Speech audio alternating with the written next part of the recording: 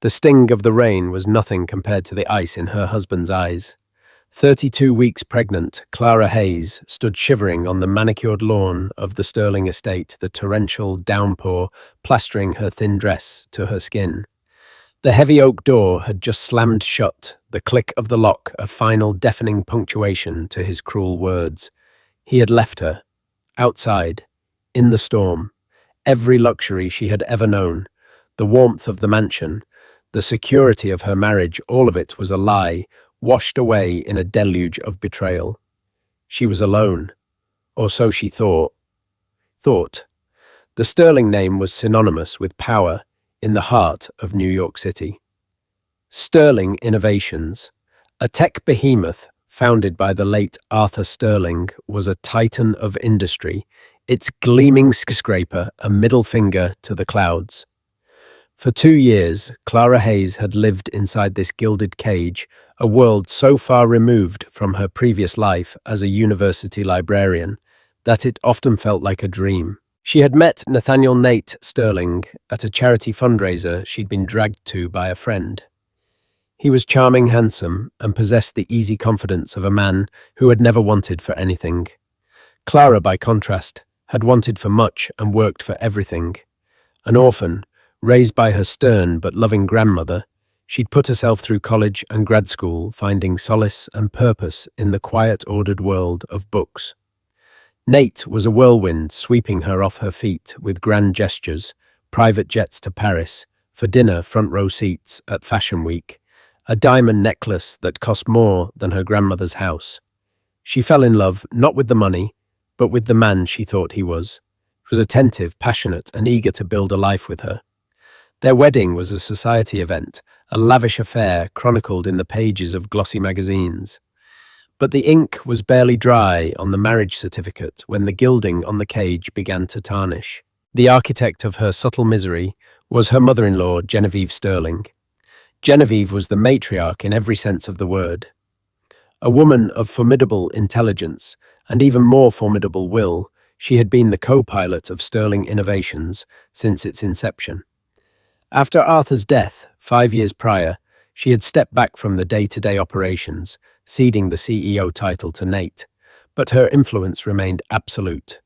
She was a ghost in the machine, her presence felt in every boardroom and on every balance sheet. From their first meeting, Genevieve had looked at Clara not as a daughter-in-law, but as a hostile acquisition. Her eyes, the same piercing blue as Nate's, would scan Clara from head to toe, her expression an unreadable mask of cool appraisal. Her compliments were backhanded, her questions thinly veiled interrogations. A librarian, Genevieve had mused over dinner one evening, her voice like Chardonnay on ice. How quaint, it must be relaxing to be surrounded by stories of other people's accomplishments. Nate would laugh it off, squeezing Clara's hand under the table. Mother be nice, Clara's brilliant. But he never defended her with any real conviction. He treated his mother's barbs as an unfortunate but unchangeable weather pattern, something to be endured rather than confronted. And as time went on, Clara noticed how Nate's own behavior mirrored his mother's disapproval. Her opinions on art were dismissed. Her suggestions for redecorating a wing of the mansion were ignored, and her friends from her old life were treated with polite but palpable condescension. She was an ornament, a beautiful accessory Nate had acquired. Her purpose was to look lovely on his arm and eventually to produce an heir. When Clara discovered she was pregnant, a surge of hope flooded her. This would change everything. A baby, a grandchild, this would be the bridge that finally connected her to the Sterlings. For a while it seemed to work. Nate was ecstatic, showering her with affection and planning a state-of-the-art nursery. Even Genevieve's cold facade seemed to thaw, if only by a degree or two. She spoke of legacy of the Sterling line continuing, and for the first time Clara felt a flicker of belonging. The hope was short-lived. As Clara's belly grew, so did Nate's distance. He started staying out late, citing work emergencies. His phone, once left carelessly on the nightstand, was now always in his pocket, screen down. A new scent, a floral perfume, that was definitely not hers, clung to his suits. When she gently questioned him, he'd turn it around on her. Are you accusing me of something, Clara? After everything I've given you, don't be so insecure. It's not an attractive look, especially now. The especially now was the deepest cut. He was making her feel that her pregnancy, the very thing she thought would solidify their family, was making her undesirable. The insecurity he accused her of was a weed he himself had planted and watered daily. The storm that would shatter her life began brewing on the night of the annual Sterling Innovations Gala. It was the most important event of the year, a night to court investors and project an image of unassailable success. Clara had spent weeks searching for the perfect maternity gown, finally settling on an elegant deep sapphire silk dress that made her feel beautiful, despite her swollen ankles and the persistent ache in her lower back. As she was getting ready, Nate walked into their dressing room, already in his tuxedo, looking impatient. He barely glanced at her. Is that what you're wearing? He asked, his nose wrinkled in distaste. Clara's hand went to her baby bump. Yes, I thought you'd like it. It's a bit much, don't you think? It really accentuates, you know. He gestured vaguely at her stomach. Victoria Davenport will be there.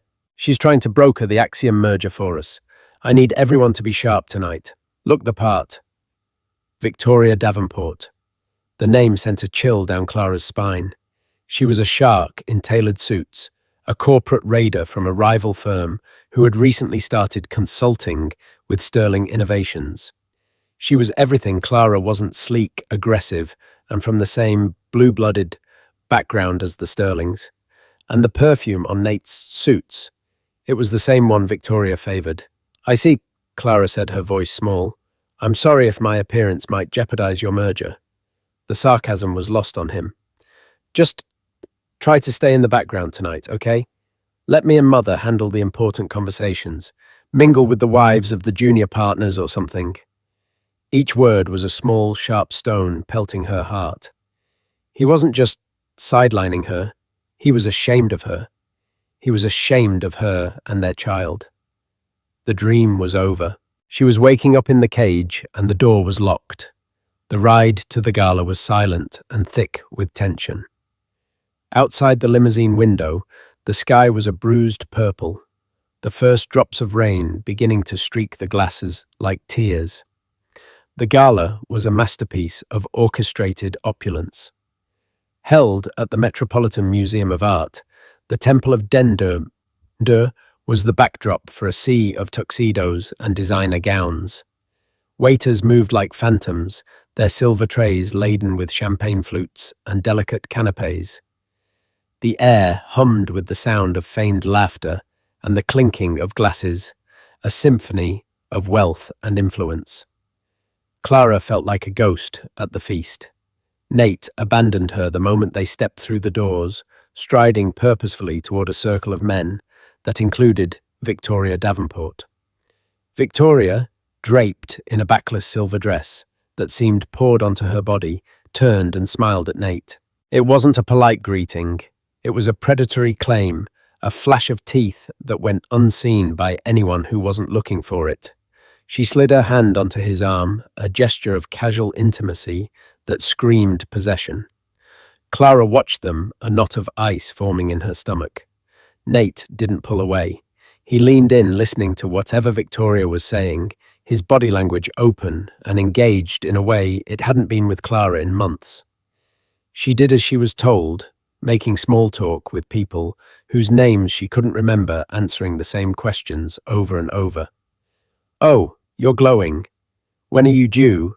Nate must be so thrilled. Each cheerful comment felt like a fresh wound. She smiled until her cheeks ached, the sapphire dress that had once made her feel beautiful, now feeling like a costume for a part she no longer wanted to play. Her mother-in-law, Genevieve, was holding court across the room, a regal figure in emerald green. At one point, their eyes met. Clara offered a small, hopeful smile. Genevieve's expression didn't change. She simply held Clara's gaze for a long, cold moment before turning away, a dismissal more profound than any insult. The evening wore on a blur of meaningless conversations and forced pleasantries. Clara's back ached fiercely, and her feet were throbbing. She needed to sit down to just breathe for a moment away from the prying eyes. She found a deserted hallway leading to a closed exhibition, leaning against the cool marble wall and closing her eyes. She placed a hand on her belly, where the baby was kicking a small, reassuring flutter in the midst of her turmoil. Hiding. The voice made her jump. It was Nate. His face was flushed, and she could smell the scotch on his breath. "No, Nate. I just needed a moment. My back hurts." "Right," he scoffed. "Look! Clara, what was that about earlier? The dress. The attitude. You nearly made us late." "My attitude?" she whispered, incredulous. "You told me you were ashamed of how I look. I told you I need us to look like a team, a power couple, and you're sulking in a hallway while I'm trying to close the biggest deal of my career. Victoria just managed to get Robert Finchley to the table. Do you know how huge that is? And where are you feeling sorry for yourself?" "I saw you with her, Nate," Clara said, her voice trembling. "The way she touches you, the way you look at her." Nate's face hardened. The charming mask fell away, revealing something ugly and cruel beneath. "Don't you dare start that. Don't you dare try to ruin this for me with your pathetic jealousy." "Pathetic. I'm carrying your child. I'm your wife. And you should start acting like it. You should be supporting me, not causing drama. You know my mother was right about you. You don't have what it takes. You don't fit in this world." The words hit her with the force of a physical blow. My mother was right about you. So this wasn't just him. It was a consensus, a verdict delivered by the two people who held all the power in her life. "I want to go home," she said, her fight draining away, replaced by a deep, hollow ache. "Fine," he snapped. "Let's go. I'll get the car." He stormed off without another word. Humiliated and heartbroken, Clara collected her wrap and walked out the museum's grand entrance. The rain, which had been a gentle patter earlier, had escalated into a full-blown tempest. A violent wind whipped down the street and rain fell in blinding sheets. The valet, huddled under a small awning, looked at her sympathetically. Nate's black Bentley pulled up to the curb. He didn't get out. He leaned over and pushed the passenger door open, from the inside his face a mask of thunder. Clara hurried as best she could, her heels sinking into the drenched red carpet. She pulled the heavy door, but before she could get in, he spoke, his voice cutting through the roar of the storm. "On second thought," he said, his tone dripping with malice, "I think I'll stay. Victoria and I need to celebrate the Finchley deal. You're the one who wanted to go home, so go." "Nate, what are you talking about? It's pouring." "Get a tack," he sneered. "I'm sure a clever little librarian can figure it out." Before she could process the sheer cruelty of his words, he slammed the passenger door shut. The tires squealed on the wet pavement as the Bentley sped away, leaving her standing in the deluge. For a moment she was paralyzed by shock. The rain was instantly soaking, plastering her silk dress to her shivering body, the cold seeping into her bones. Car headlights blurred through the sheets of water. Horns blared. She was utterly alone on a chaotic city street, pregnant and abandoned. Tears mixed with the rain on her face as she stumbled towards the curb, a sob catching in her throat. She wrapped her arms around her belly, a primal instinct to protect her baby from the cold, from the world, from its own father. She was just a block from the Sterling mansion, a towering limestone fortress that had been her home. It seemed like the only sanctuary. She began to walk, each step a monumental effort. The wind tore at her. The rain was a physical weight, and with every step the cold intensified, turning into a deep, shaking chill. By the time she reached the ornate iron gates of the estate, she was hypothermic and dizzy, her breath coming in ragged gasps. She fumbled with the keypad, but her fingers were too numb to press the buttons correctly. Desperate, she leaned on the intercom button. Nate, please, it's me. Let me in. Static. Please, Nate. The baby. I'm so cold. Nothing. She sank to her knees on the unforgiving pavement, just outside the gates, the beautiful sapphire dress, now a ruined, sodden rag. The grand house stood before her, all its lights blazing a beacon of warmth and comfort that was cruelly denied to her. The world began to spin, the lights of the house blurring into a single mocking star. The last thing she heard before darkness consumed her was not the roar of the storm, but the quiet, decisive click of the main gate unlocking. Clara drifted back to consciousness, slowly enveloped in a sensation she hadn't felt in what seemed like an eternity warmth. A gentle, penetrating heat was seeping into her chilled bones, chasing away the deep, ague-like shiver. She was lying on something soft, a leather couch, and was wrapped in a thick, heavy cashmere blanket. The air smelled of old books, wood smoke, and something faintly medicinal. A fire crackled in a large stone hearth nearby, its flames dancing and casting flickering shadows across a room lined with floor-to-ceiling bookshelves. This wasn't the opulent, sterile living room or her and Nate's modern minimalist bedroom. This was a study, a library. It was a room that felt lived in, a sanctuary of knowledge and quiet contemplation.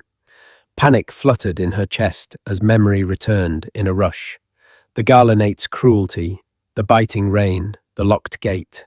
She tried to sit up, a wave of dizziness washing over her. Easy now. You've had quite an ordeal. The voice was calm, firm, and instantly recognizable. Clara's head snapped towards the sound.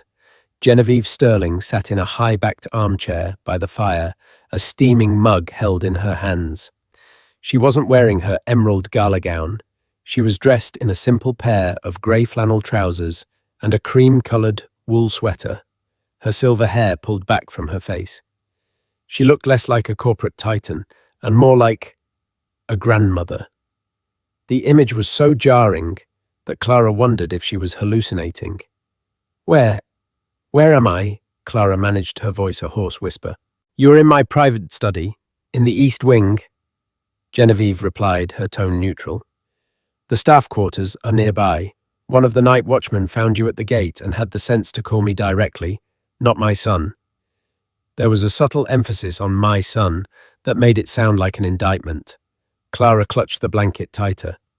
Nate. He left me. The words came out as a broken statement of fact, the pain still raw and new. Yes, he did. Genevieve said, her gaze fixed on the fire. She took a slow sip from her mug. I came home shortly after you did.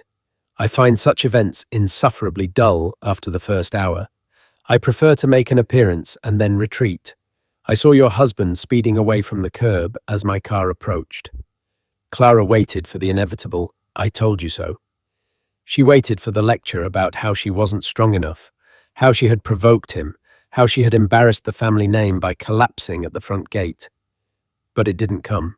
Instead, Genevieve stood up and walked over to a small side table, where a tray was set with a teapot and another mug. She poured a steaming, fragrant liquid into the cup. Drink this. It's a tisane, chamomile ginger and a little honey. It will help with the chill and settle your stomach. Dr. Evans is on his way to make sure you and the baby are unharmed. Genevieve handed her the mug, her fingers brushing against Clara's. Her touch was surprisingly gentle. Clara took the mug with trembling hands, the warmth a welcome comfort. The tea was soothing, its scent alone, calming her frayed nerves. Why are you helping me? Clara asked the question, hanging in the air between them. You've never liked me. You thought I was a gold digger. Nate said you thought I didn't belong. Genevieve returned to her chair, her expression unreadable. For a long moment, she simply watched Clara, her blue eyes analytical, but without their usual coldness. It felt less like a judgment, and more like a deep, searching evaluation. It is true that I had reservations, Genevieve said finally, her voice measured. The Sterling family has a history of attracting opportunists. I have spent a lifetime protecting what my husband and I built from those who would seek to exploit it. She paused, her gaze drifting to a large framed photograph on the mantelpiece. It was of a younger Genevieve and a man with a kind, intelligent face, Arthur Sterling. They were standing on a patch of undeveloped land, smiling blueprints in their hands. I did not dislike you, Clara. I was observing you. I observe everyone who enters my son's life. I needed to see your character. I needed to know if you were made of the same flimsy material as the women he usually surrounds himself with. And what did you see? Clara whispered, afraid of the answer. I saw a woman with grace and intelligence who was slowly being eroded by my son's weakness and insecurity. I saw you trying to make a home in a house where my son has forgotten what a family is. I saw you shrinking, and I wondered if you would ever find your voice. Clara looked down into her mug, tears welling in her eyes. To be seen so clearly by the one person she thought despised her was disorienting. Tonight, Genevieve continued, her voice hardening slightly, my son did something that I cannot forgive. It was not merely an act of cruelty, it was an act of profound weakness. To abandon his pregnant wife in a storm is not the action of a strong man, it is the action of a coward. Arthur would be ashamed. The name of her late husband was spoken with a reverence that filled the room. This was the core of Genevieve Sterling, Clara realized. Her loyalty was not to her son's happiness, but to the legacy of the man she had loved and the empire they had built together. A gentle knock came at the study door. An older, kind-faced man in a suit entered with a medical bag. Mrs. Sterling, Dr. Evans, as requested. Thank you, Robert, Genevieve said, rising. Please check on Clara and the baby. I will be just outside.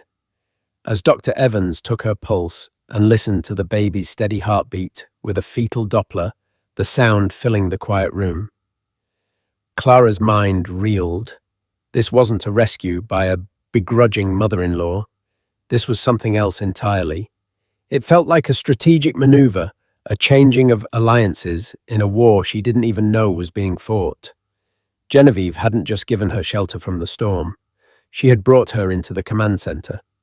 After Dr. Evans had declared both mother and baby to be stable, just chilled and stressed, he gave Clara a mild sedative to help her rest and left as quietly as he had arrived. Genevieve returned, closing the heavy study door behind her with a soft click. The sound seemed to seal them off from the rest of the house, from the world, and from Nate. He called, Genevieve said, her voice devoid of emotion. She retrieved a sleek, modern phone from her pocket and placed it on the table. An hour ago, he was with Ms. Davenport. He sounded drunk. He asked if you had made it home. I told him you were safe. I did not elaborate. Clara flinched at the mention of Victoria's name. What happens now? Genevieve didn't answer immediately.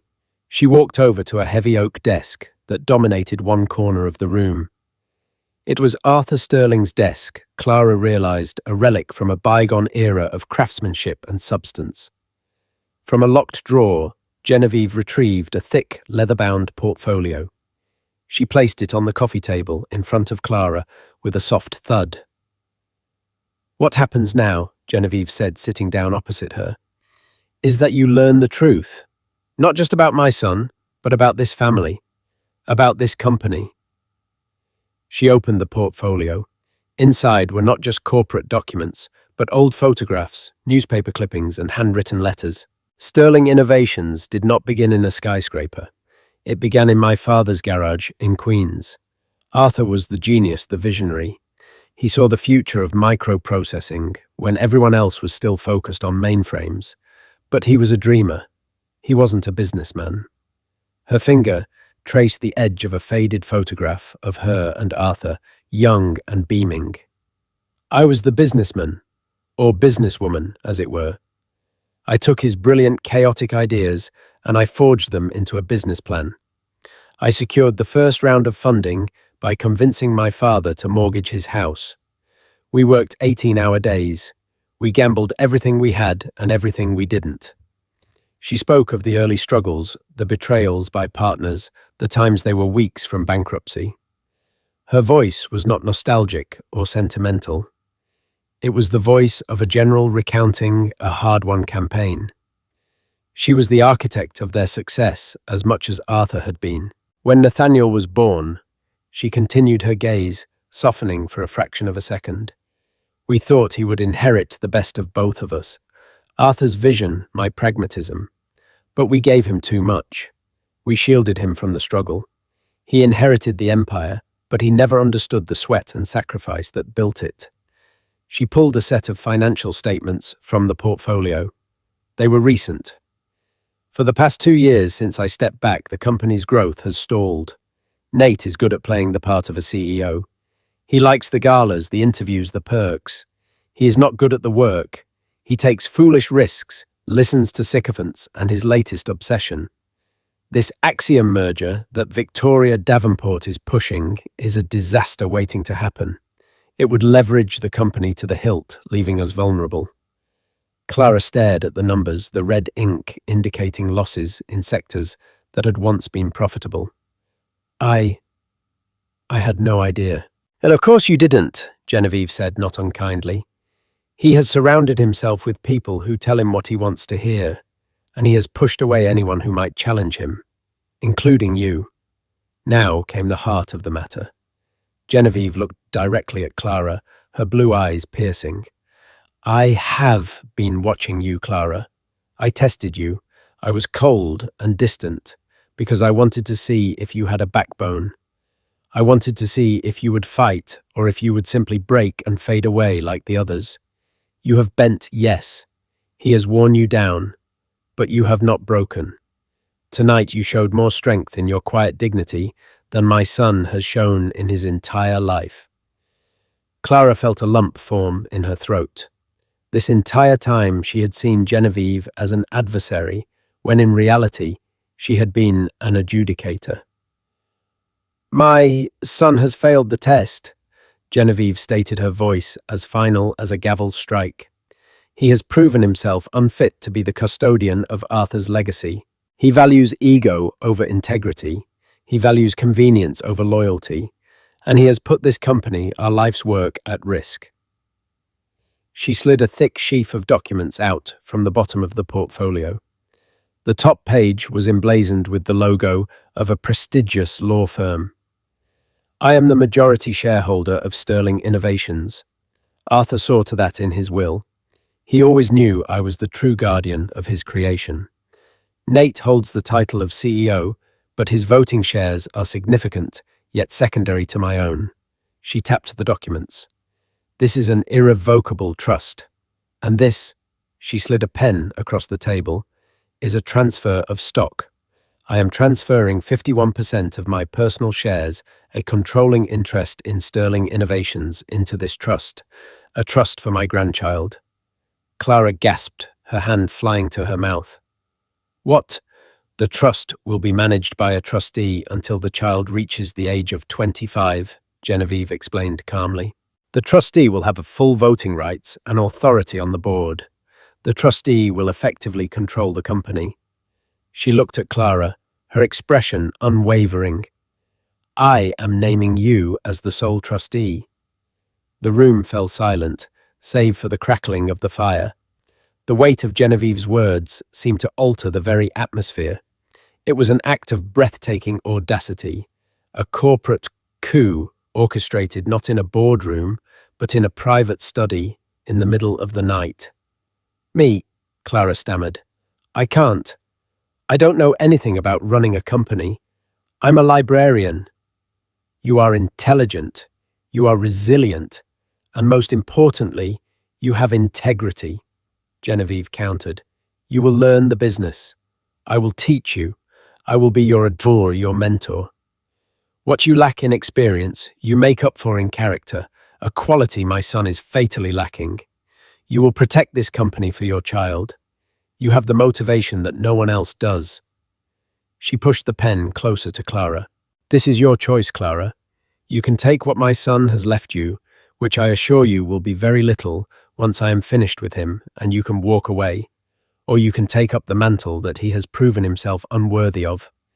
You can secure your future and your child's future And in doing so, you can save the legacy that Arthur and I poured our souls into." Clara looked from the pen to Genevieve's resolute face. The fear was still there, a cold knot in her stomach. But beneath it, something new was taking root. A flicker of fire. The woman who had collapsed at the gate was not the same woman sitting on this couch. She had been stripped of everything she thought she had, only to be offered something she had never imagined. She thought of Nate's sneer, "Get a taxi." She thought of his cold dismissal of her and their unborn child. She thought of the years she had spent making herself smaller to fit into his world. No more. Her hand, steady now, reached out and took the pen. The next morning, the storm outside had passed, leaving behind a world washed clean and glistening under a pale sun. Inside the Sterling mansion, however, the real storm was about to break. Clara awoke in a guest suite she'd never been in before, a room decorated in muted tones of cream and sage. She felt rested, the sedative having granted her a deep, dreamless sleep. A fresh set of clothes, simple, elegant trousers, and a cashmere sweater, courtesy of Genevieve, was laid out for her. The sapphire dress was gone. As she dressed, she felt a profound sense of transformation. She was no longer Clara, the timid wife. She was Clara Hayes, the trustee, the protector. Genevieve had instructed her to meet her in the main breakfast room at 9 a.m. sharp. "Nathaniel will be home by then," she had said, with chilling certainty. "He will need to retrieve his things." When Clara entered the breakfast room, a grand, sun-drenched space overlooking the gardens, Genevieve was already there, sipping black coffee and reading the Wall Street Journal as if it were any other day. The table was set for 3. The third place was not for Nate. Seated next to Genevieve, looking stern and carrying a briefcase, was a man in his 60s, whom Clara recognized from photos in the study, Howard Finch, the Sterling family's longtime lawyer and Genevieve's most trusted confidant. The air was thick with unspoken purpose.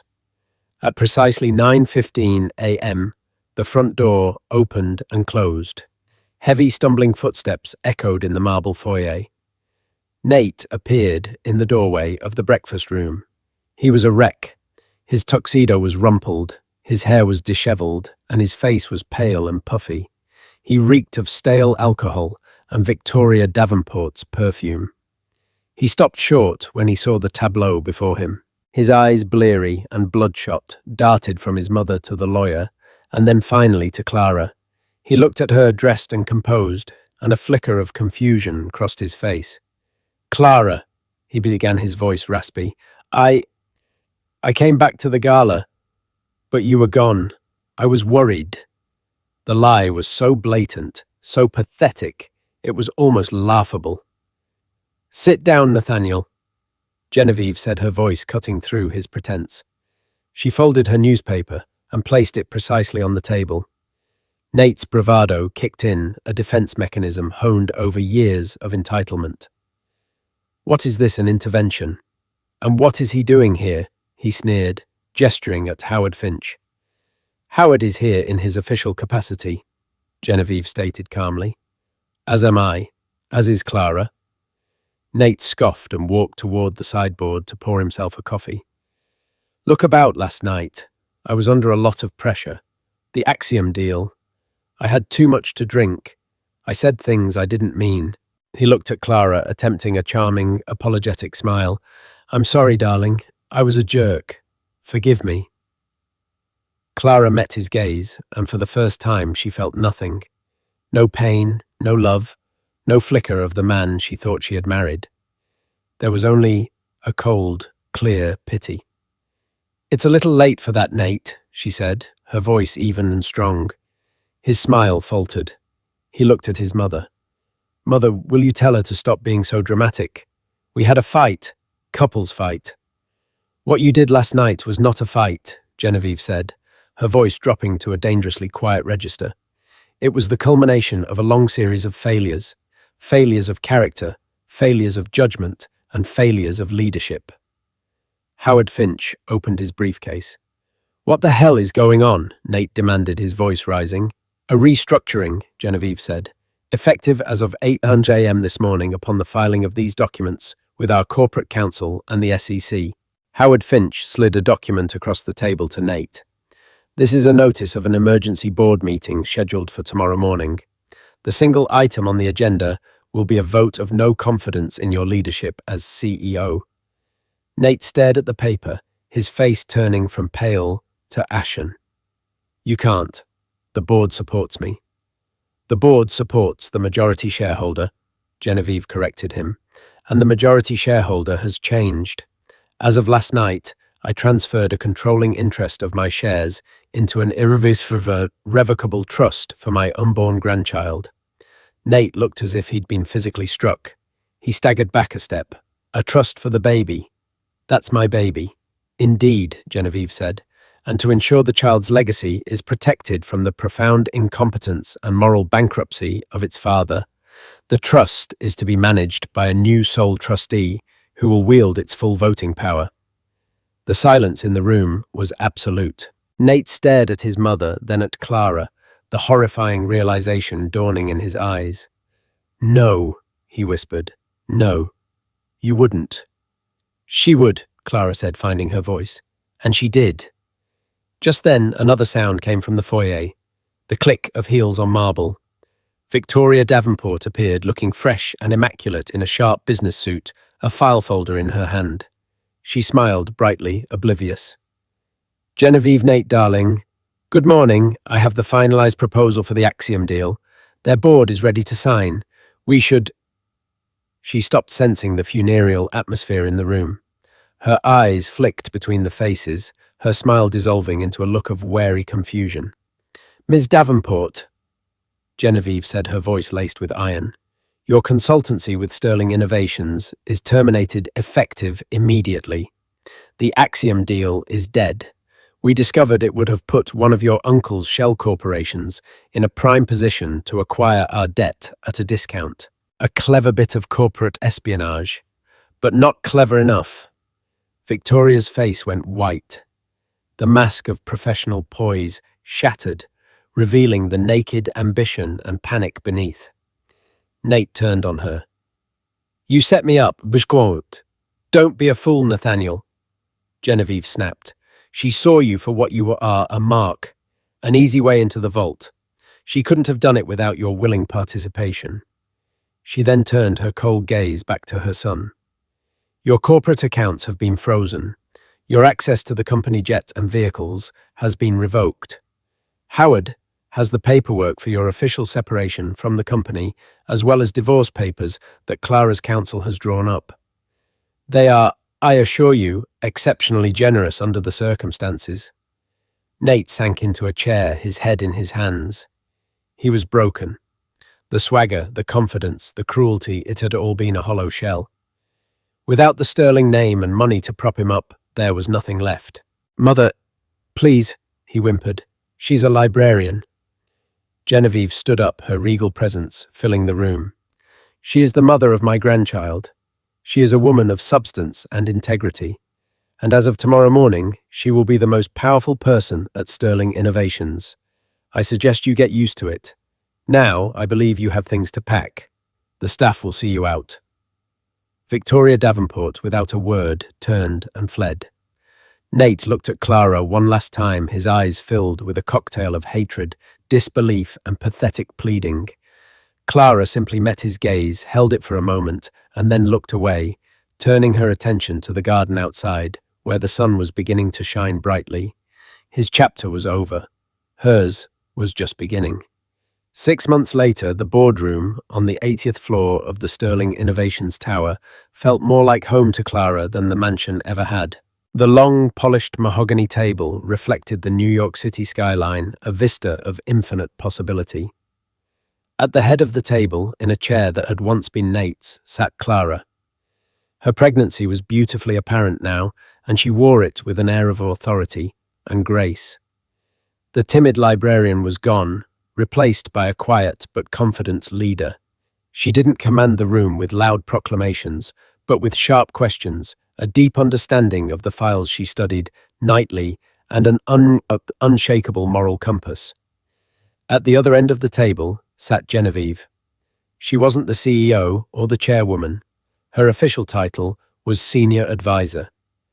But in truth, she was Clara's mentor, her partner, her Praetorian Guard.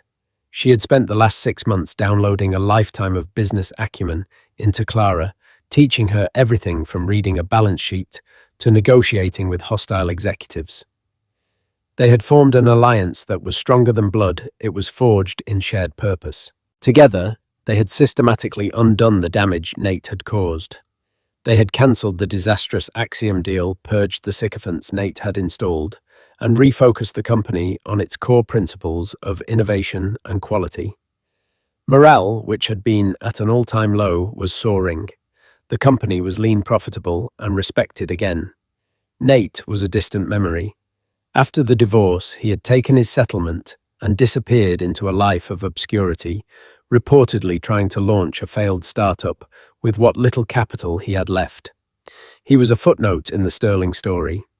Victoria Davenport had been professionally disgraced when Genevieve had strategically leaked details of her attempted corporate sabotage. She had vanished from the New York business scene. In the boardroom, Clara was concluding a presentation on a new initiative, a charitable foundation funded by Sterling Innovations to promote literacy and digital access in underserved communities. It was her idea, a way of bridging her old world with her new one.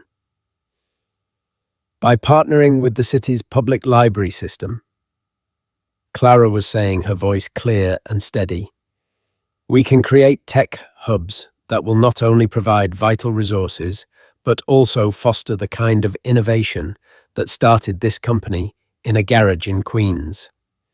The board, a mix of seasoned veterans loyal to Genevieve and new sharp minds brought in by Clara, listened intently. When she finished, the room erupted in applause. Genevieve watched from her end of the table, a small, almost imperceptible smile touching her lips. It was a smile of pure, unadulterated pride. Later that afternoon, Clara was in her office, a spacious corner suite with breathtaking views. The walls weren't decorated with abstract corporate art, but with framed first editions of classic novels and architectural sketches for the new library tech hubs. Genevieve walked in, carrying 2 mugs of the same chamomile and ginger tisane she had given Clara on that fateful stormy night. A good day, Genevieve said, handing a mug to Clara. A very good day, Clara agreed, smiling. She placed a hand on her belly. He's been kicking all morning. I think he approves of the library initiative. He is a sterling, Genevieve said with a chuckle. He has good taste. Arthur would have loved it. He always said that knowledge was the only true currency. They stood together by the vast window, looking out at the city they now commanded. It was a partnership no one could have ever predicted, the young librarian and the iron-willed matriarch. They had found in each other the loyalty and strength they had both been missing. They had saved a legacy, not for a man who didn't deserve it, but for a child who represented a new beginning. The sun was setting, painting the sky in hues of orange and pink. Clara thought back to that night in the rain, shivering and alone outside the gates. It felt like a lifetime ago. She hadn't known it then, but the storm hadn't been her undoing. It had been her baptism. It had washed away the gilded cage and revealed the fortress that had been inside her all along. And now, with her son on the way and a powerful ally by her side, she was ready to build an empire of her own. The final weeks of Clara's pregnancy unfolded in an atmosphere of quiet productivity and anticipation. The East Wing study, once Genevieve's solitary fortress, had become their shared headquarters. Blueprints for the literacy hubs were spread across Arthur's desk, interspersed with sonogram photos and catalogues for baby furniture. The line between the corporate and the personal had blurred, creating something stronger than both, a family enterprise fueled by mutual respect and a shared vision for the future. Clara had never felt more herself. The fear that had once defined her existence had been replaced by a deep well of confidence. She moved with purpose, her voice in board meetings was decisive, and her decisions were guided by the sharp intellect she had always possessed but had been taught to suppress. Genevieve, in turn, had softened. The icy matriarch had given way to a doting, if still formidable, grandmother-in-waiting, her sharp edges, worn smooth by genuine affection for Clara. The peace was shattered on a crisp autumn Tuesday. A courier delivered a thick manila envelope addressed to Clara from a law firm she didn't recognize. Inside, nestled among pages of dense legalese, was a petition filed by Nathaniel Sterling. He was suing for sole custody of their unborn child. The document was a work of fiction, a tapestry of slander woven by a desperate man. It painted Clara as an unstable and manipulative opportunist who had preyed on his grieving and vulnerable mother. It claimed her new position at Sterling Innovations was proof of her unfit maternal focus, and alleged that Genevieve's influence was a danger to the child's well-being. It demanded a court-ordered paternity test and an injunction to prevent Clara from naming the child without Nate's consent. It was in essence a declaration of war. Clara felt the blood drain from her face, a ghostly echo of the terror she'd felt that night in the rain. Her hand flew to her belly, the baby kicking as if sensing her distress. Genevieve, who had been reviewing quarterly projections, looked up, her eyes instantly sharp. "What is it?" Wordlessly. Clara handed her the documents. Genevieve read them, her expression transitioning from cool analysis to a glacial fury that was far more terrifying than any outburst. When she finished, she placed the papers on the desk with a quiet, deliberate finality. "Insignificant," she stated, her voice like chipping ice. "Insignificant." Clara's voice trembled. "Genevieve, he's calling me an unfit mother. He's trying to take my baby." "No," Genevieve said, her gaze locking with Clara's, steady and reassuring. "He is not trying to take your baby. He is trying to take our money. This is not a custody battle. It is an extortion attempt. He is a cornered animal, making one last pathetic lunge before he starves. He assumes we will pay him a fortune to make this go away quietly." She picked up her phone and dialed. "Howard, it's Genevieve. We have a situation. Nathaniel has filed a nuisance suit. Yes, entirely frivolous. I want you to file a countersuit for defamation and harassment. I want a restraining order filed against him by noon, and I want you to bleed his legal counsel dry with procedural motions. Spare no expense. Make it clear that for every $1 he hopes to gain, he will spend 10 in legal fees." She listened for a moment. "Excellent." She hung up and looked at Clara. "This is not your battle. It is a pest control problem. Your only job is to focus on staying healthy and calm for Arthur." Clara stared at her, stunned. She had called the baby Arthur. It was the name they had privately discussed, a tribute to the man who had started it all. By speaking it aloud in this moment, Genevieve was drawing a line in the sand. The child was not Nathaniel's heir. He was Arthur's. 2 days later, the stress, or perhaps fate itself, decided it was time. Clara was awakened in the middle of the night by a sharp, constricting pain. Her water had broken. Genevieve was a pillar of calm efficiency, timing the contractions, speaking to Dr. Evans, and guiding a pale but resolute Clara to the car, a pre-packed hospital bag already in the trunk. At the hospital, they were ushered into a private birthing suite. Genevieve stayed by her side, a constant soothing presence, wiping her brow with a cool cloth and murmuring words of encouragement. This was the intimacy Clara had once dreamed of sharing with a husband, but the reality, with this powerful, steadfast woman by her side, felt infinitely more real and profound. Hours into a grueling labor, a commotion erupted in the hallway. A man's voice, loud and insistent, could be heard arguing with the nurses. Nate's voice. "I am the father. I have a right to be in there." "You can't keep me from my son." Genevieve's eyes flashed with fire. She squeezed Clara's hand. "I will handle this. Do not lose your focus." She swept out of the room, closing the door behind her. In the sterile white corridor, Nate was making a scene, his face red and blotchy. Behind him, lurking with a camera, was a sleazy-looking photographer. "Mother," Nate snarled upon seeing her, "tell these incompetent nurses to let me in." Genevieve advanced on him, her small frame radiating an aura of absolute power that made him involuntarily take a step back. She didn't raise her voice. She spoke in a low, deadly tone that was meant only for him. "You will leave this hospital now, Nathaniel." "I have rights," he blustered, gesturing wildly. "You have no rights here," she hissed. "You have only a desperate, pathetic scheme to cause a public spectacle in the hopes of a payout. But you miscalculated. You thought you were fighting Clara. You are not. You are fighting me, and you have lost." She took another step closer, forcing him back against the wall.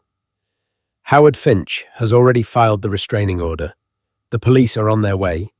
Your photographer friend there is trespassing on private hospital property. If a single one of those photos sees the light of day, I will personally fund a lawsuit that will bankrupt his entire agency." The photographer visibly paled and began backing away. "You are no longer a Sterling." Genevieve continued her words like daggers. "You are a disgrace to your father's name. Clara is in that room bringing Arthur's true heir into this world. She is doing it with more strength and grace than you have ever known. You are not worthy of witnessing it. You are not worthy of even speaking her name." Two burly hospital security guards arrived flanking Nate. "Get out," Genevieve said, her voice dropping to a final, chilling whisper. "And if you ever come near Clara or my grandson again, you will discover the true meaning of the word poverty." Defeated, humiliated, and utterly broken, Nate allowed himself to be escorted away without another word. Genevieve returned to the birthing suite, her composure perfectly restored. An hour later, at 4:32 a.m., as the first light of dawn broke over the city, a new cry filled the room. Arthur Sterling Hayes was born healthy and strong. Later that day, Clara was resting in her room, holding her son. He was perfect, a tiny bundle, with a shock of dark hair and eyes that, when they opened, were the same piercing sterling blue. The door opened softly, and Genevieve entered. She looked at the baby nestled in Clara's arms, and for the first time, Clara saw the iron matriarch's composure completely crumble. Tears welled in her eyes as she looked at her grandson, the namesake of her beloved husband. "Hello, Arthur," she whispered, her voice thick with emotion. She reached out a trembling finger, and the baby's tiny hand instinctively wrapped around it. In that moment, the transfer of legacy was complete. It wasn't about stocks or shares or boardrooms anymore. It was here in this small, powerful grip. The past and the future, the dreamer and the protector all connected. Clara Genevieve and baby Arthur. They were not just a company or a dynasty, they were a family, and they were invincible. That was the incredible story of Clara Hayes, a woman who was cast out into the storm by the man who should have protected her, only to be rescued and empowered by the one person she believed was her greatest enemy. It's a powerful reminder that strength isn't always loud and aggressive. Sometimes it's the quiet resilience to endure the rain, knowing the sun will rise again. Clara's journey from a heartbroken wife to a formidable leader shows that our greatest trials can often lead to our greatest triumphs, and that true family can be found in the most unexpected of alliances. If this story of resilience, betrayal, and the surprising bonds of womanhood moved you, please give this video a thumbs up. Share it with someone who might need to hear that their own storm will pass. And don't forget to subscribe to our channel for more real-life dramas that will touch your heart and make you think. Click that notification bell so you never miss an update. Thank you for listening.